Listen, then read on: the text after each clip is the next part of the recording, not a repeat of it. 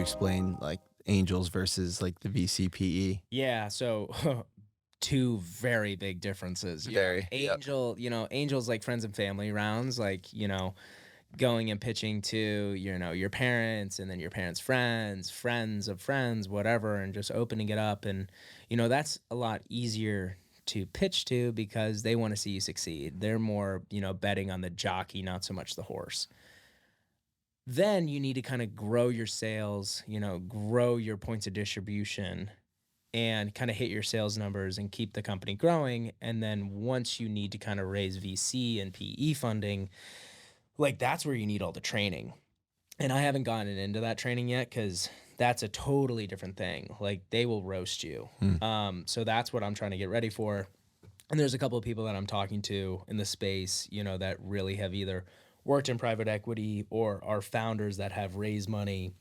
So that's kind of the next process. I'm going to probably start that in the next couple of months because that's like legit. And like there's a couple of PE firms that I want to reach out to and VC firms that have like really popped off like CPG brands. So I'm excited about that. But they also, take a big chunk of equity because they know what they can do. They can really turn it on and get you, co-packing fees down, distribution up, and really grow the company. Yeah. So how do you balance that number of like how much do you give up? How much do you hold on to, knowing that for something like this, like you need a lot of capital, you need the money to continue to be able to grow. So how do you kind of navigate the cap table of just what you want to give up versus what you want to hold on to and thinking long term?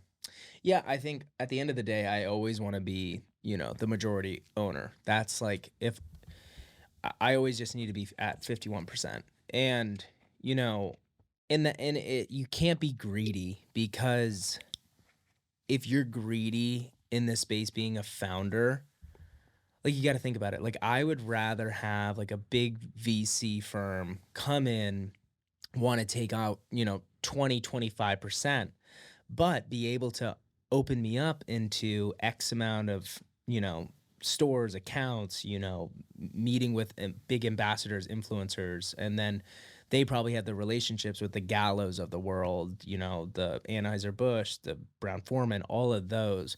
Whereas a smaller VC firm, they may want to take less, give you the same amount of money, but you don't get those contacts. Because that's where I'm at right now is like everyone on my cap table has just given money.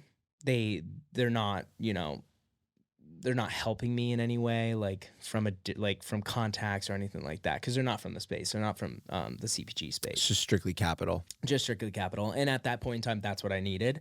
So that was fine. And even back then, I don't even think if they could have helped me, I would have really known what to ask for. Because like I was saying, like I didn't even know where to begin. I was like, I just need money to kind of figure out like what I'm doing, how to build this, and like what next step I need to go into.